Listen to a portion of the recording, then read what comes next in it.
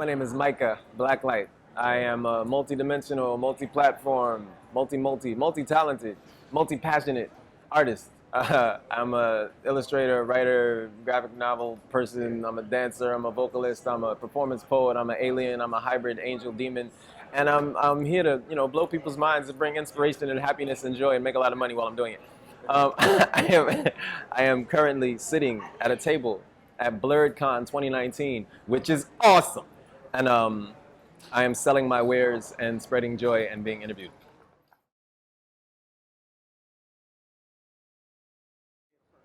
How long have I been a creative person? Since I was born. I started drawing when I was 3.5 or something like that. I saw my pops drawing what I think, what my memory colors as a flower of some sort. And I was like, I can do that. And I started drawing. I remember my first drawing was like a fly. It was a little bubble with a dot in it and two things that were supposed to be wings. And then I started tracing, and very, very quickly, like within that same year, I was like, tracing is for little kids. I'm graduating. I'm not tracing ever again.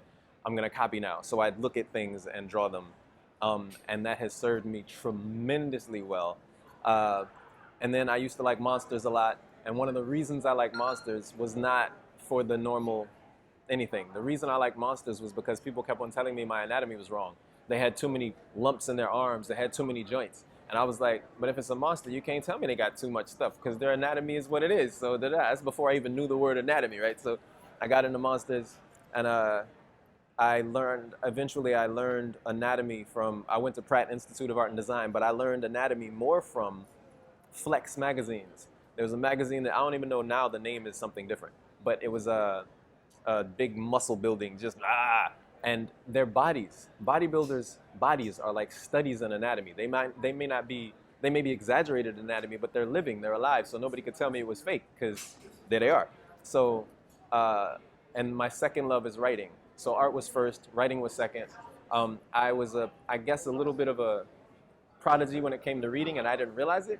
So I learned to read when I was 4-ish. I read my first novel when I was 5.5. Yeah, you know what I mean? Like, I was about it. And I remember kids being like, where are the pictures? And I was like, there are none. I was so happy because I graduated the books with no pictures. So, yeah, I was going to fill them in. You know what I mean? So I've been creative my entire life.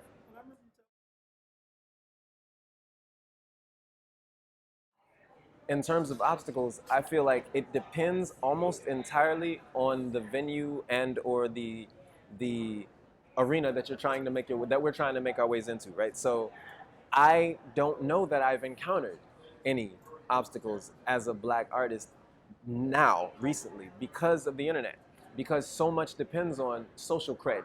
And so when you go to any spot, any arena, they're looking for your views. They're looking for followers. They're looking for, do you already have an audience? And if you have an audience, they don't care what color you are, or at least that's what my experience has been so far. But I will also speak to the fact that I haven't smashed through any major ceilings yet. You know what I mean? Like, I'm not in the six-figure range, so I wouldn't know if certain obstacles will be encountered when I hit that. What I will say is it seems to me like it's definitely changing, and there's certain arenas that before we as black artists might really aspire to get into that we would definitely have faced challenges getting into, whereas now those arenas aren't even necessarily as appealing anymore because we have the power, and not just power. I think power is thrown around a lot, but we legitimately have power to create venues, to raise venues, to push venues, and to push an audience in ways that we've never had before. Never.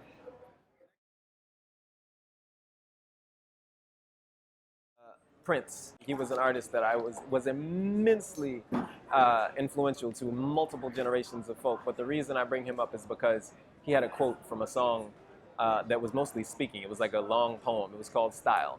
And the line goes, style isn't chasing after someone because you think they're cool.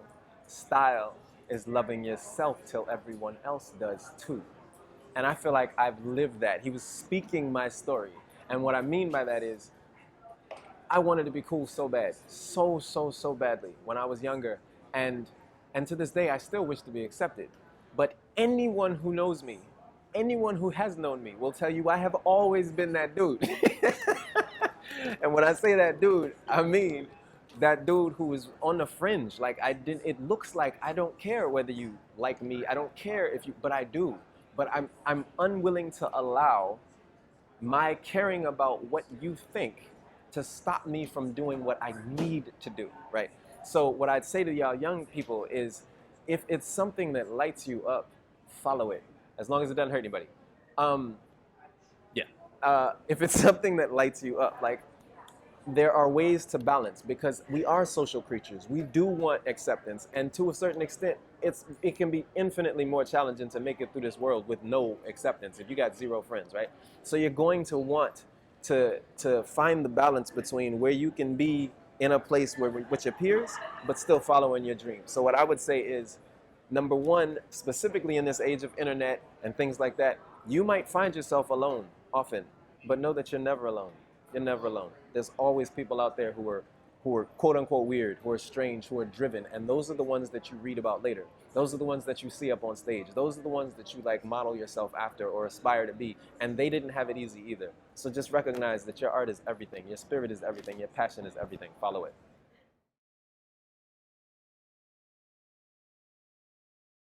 I will acknowledge that I am an alien. Okay, I'm a bit of an anomaly when when it comes to this realm. When people are asked about creative block, I know almost every artist I know feels that in some way, shape, or form.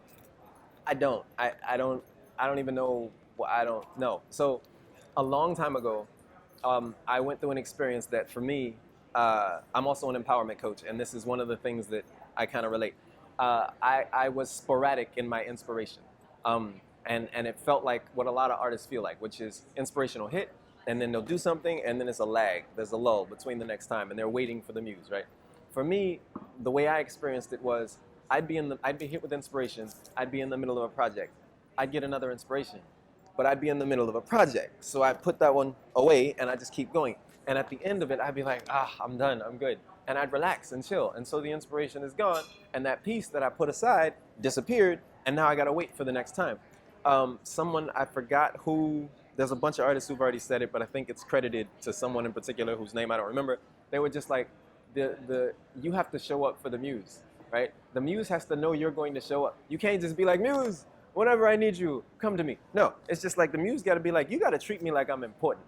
Your inspiration needs to know that you are inspired to be inspired, right? So for me, what ended up happening was, there was a moment when I got inspired. And so I listened. And my inspiration in my head at that time was like this large, obese woman in a single person hammock hanging in the corner of my room. I have no idea why. And she's screaming ideas at me. Ah, ah. And I was like, okay. That was what my inspiration looked like, right? And so she was like, get some shelves. Buy a drill. I was like, a drill? She's like, buy a drill. I was like, okay. And I bought a drill. She's like, put up some shelves. I was like, what are you talking? Put up some shelves. And so I put up shelves, and basically she had me unclutter my space. So I got stuff off the floor. I could see the floor for the first time in millennia, right? And the minute that happened, ideas started coming. And so instead of me just going for it and then stopping, I went for it, and whenever ideas came, I'd write them down, and I'd put them to the side. But I had a list that I'd go back to, right? And so at the end of that project, I'd allow myself to bask for a minute, a couple days, and then I'm going to that list. And it was like the muses were like, oh, he's listening. Okay, give him another idea. And they turn on the tap, and then they cut it off. They're like, oh, he's still listening. Give him another idea. Okay. He good. And they just turn the tap on, and it's never shut off since, ever. So creative block does not exist for me anymore. It's the opposite. I'm a volcano, and it is always on, always. So the way I deal with creative block is it doesn't exist for me. But in terms of distractions,